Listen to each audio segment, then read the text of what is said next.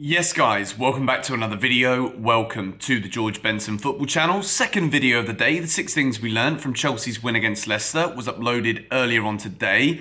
In this news video, and in pretty much any news video that we upload here on GBFC, over the next 3 days, there is going to be twists, there's going to be turns, there's going to be updates, there's going to be breaking news videos. So, if you are not yet subscribed, be sure to subscribe to the channel. Turn on the bell notifications so that you never miss a video. And whilst we're here, can we go for 2,300 likes on this video? That would be absolutely bloody wonderful. We have got, checking my list, 7 different news stories to update you guys on at the moment of recording this. And obviously, because there's going to be a lot more content, I am 7 hours ahead the other side of the world. So if things happen late in the day in the UK, I'll be giving you my thoughts in the morning. So when you wake up in Europe, or if you're still awake in the US or wherever it may be, there's going to be a lot of different updates and they could be at very wacky times. But the match review tomorrow for Southampton, the match review, and get my bloody words out straight, it will be out straight after the game.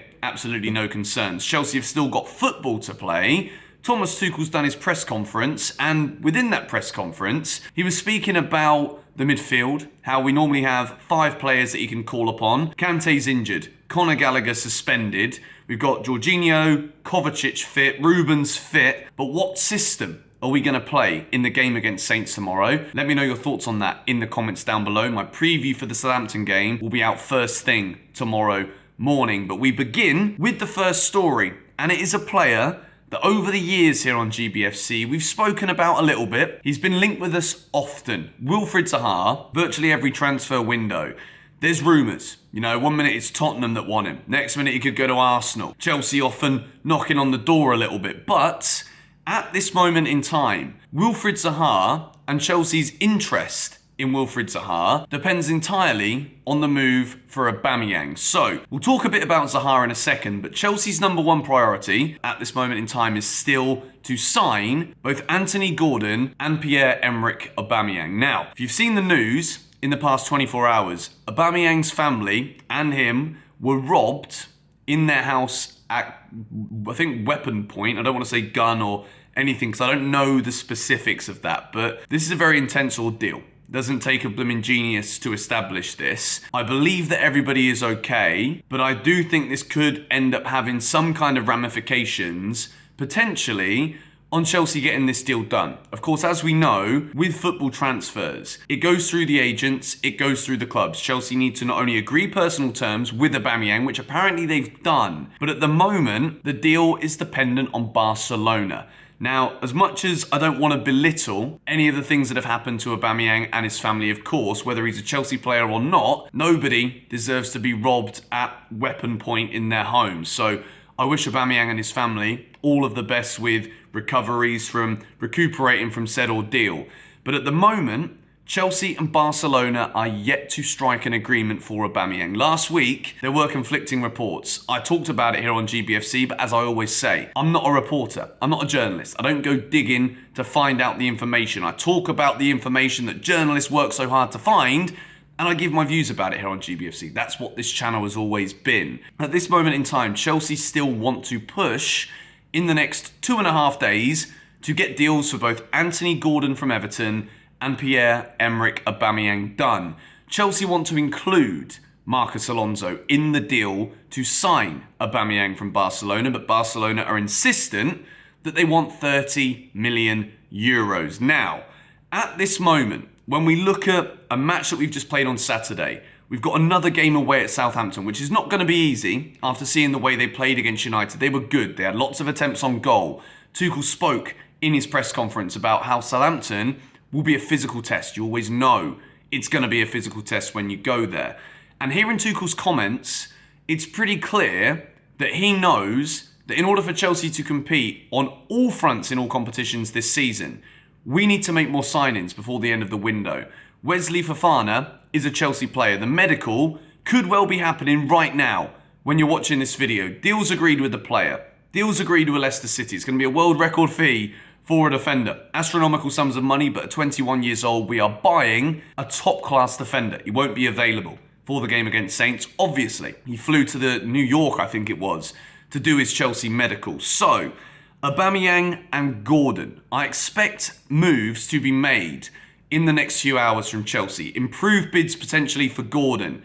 Improved bids for Aubameyang. I think at this point, when we listen to Tuchel's press conference, it's important that we listen to the way the manager speaks. Chelsea are trying to get things done, but at this moment, when we see the desperation, or when clubs see Chelsea's desire to really push through multiple deals, teams like Everton want to keep Anthony Gordon. Xavi wants to keep Aubameyang at Barcelona. So I don't think there's going to be much flexibility from the selling clubs for when Chelsea come knocking on the door with offers. So over the course of the next couple of days, it's pivotal for what we can potentially achieve this season that we just pull our fingers out, I guess you could say. I mean, whether you think Anthony Gordon is a good signing or not, at this moment, it is going to be probably Gordon on the wings, and Wilfried Zaha is being considered as a potential second choice preference to Aubameyang. So Thomas Tuchel wants a number 9. He wants Aubameyang as the striker. We know that. Chelsea have made offers.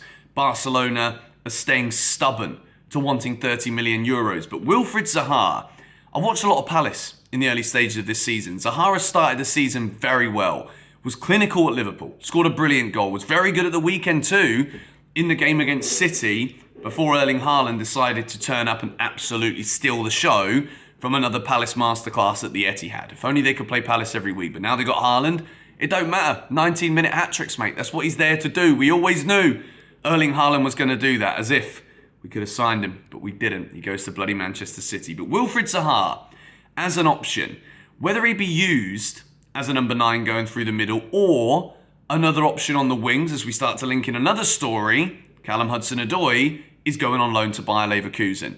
Hudson-Odoi leaving, I think at this moment, after we've seen that Tuchel's been reluctant to use him, we've seen inconsistency with form, we're going to need to replace some of these players. At the moment, there's a lot of talk in the Chelsea fan base about Mason Mount and the performances of Mount and whether the fluidity of the attack right now is going to be suiting to having Mason Mount still in the side if he's going to be one of a front three. At the moment, the most creative attacking player at Chelsea is our right wing back, and even he is being played often at the moment in a right centre-back role, whether it's back 4, back 3. At this moment in time, there is confusion. There is hesitancy because of the issues with suspensions, injuries in the midfield. We don't know what Tuchel's going to do. And I think this preview that I'm going to do in the next video, or maybe there'll be another video after this if deals go through. But when I talk about Southampton, it's going to be so hard to know what Tuchel's going to pick because performances aren't brilliant. But it is clear that reinforcements are desperately needed. So to round it off, Hudson-Odoi going on loan to Bayer Leverkusen. I wish him the best of luck. There's no option to buy in there. So he will be coming back to Chelsea and then we can figure out whether or not he'd better off leave. Does Tuchel want to go for him again? Ziyech, we're still seeing stalling on that one. Ajax have not offered what Chelsea want. Chelsea apparently wanted the 44 million euros, close to what we paid for him when we bought him a couple of years ago. So in other news, at this moment, let me know your thoughts first in the comments down below. Would you like to see Chelsea go for Wilfried Zaha? I think right now, at this moment, when we think about potential desperation, if the deals for Gordon and Aubameyang fall through, Chelsea are going to be really short in attacking areas, especially if Ziyech and Hudson-Odoi leave. We could be really stuck. So going for Wilfried Zaha. He wants to leave. He's open to the move. He's always been happy to stay at Palace, but at this point, with only 1 year left on his deal at Palace, I don't think it would be the worst. But we move into more news about more defence-minded players. Trevor Chalobah will be staying at Chelsea. Thomas Tuchel's put his foot down with this one. When we see Ben Chilwell at the moment, still Cucurella has made a good start to his life at Chelsea. Will we see Cucurella as a left centre-back option? It doesn't look like that is in the forefront of Tuchel's plans at the moment. So, when we've got Koulibaly suspended in the last game, Trev's got to step up. Trevor Chalobah played very well in that game at the weekend against Leicester City at home. Trev's going to be staying, but a player that's leaving is Ethan Ampadu. And again, considering we are looking short in the middle, we are looking as though defensively in midfield, we are very short on numbers with the updated roles that Kante has grown into over the course of the last couple of years when he's become more progressive. Jorginho in front of the defence, we're limited with Jorginho, as good as I thought he was at the weekend. Ethan Ampadu leaving for Spezia on loan, Serie A side, with a 15 million euro option to buy. At this moment, when we look at the frailties within the squad, within numbers, within backups, this one confuses me a little bit. Whether it's Tuchel not rating Ethan Ampadu or not, or Chelsea looking at his desire for game time.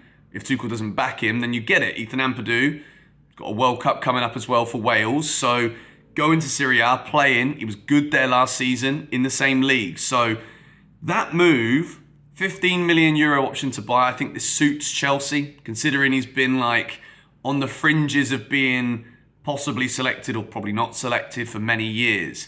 This deal kind of does make sense to me, even if I personally don't agree at this moment. That is exactly where this is going. I'm looking at the list of things now.